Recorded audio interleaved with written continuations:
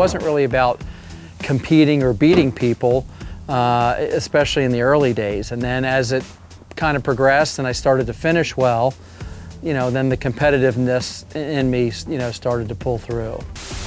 He has won his 16th Bianchi Cup.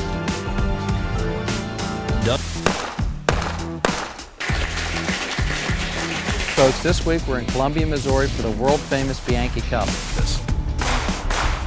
I feel like I never really had much of an ego. It was all about the grind, whether it's working out, loading the ammunition, working on the guns, making them work, going to the range, doing all the stuff that, quite frankly, a lot of people don't like to do or didn't like to do. They want to show up, go win, get patted on the back, get handed a trophy, and that's what it's all about. Honestly, that doesn't matter that much to me. I like to have new shooters come out, get other people involved, and learn. That to me is what it's all about.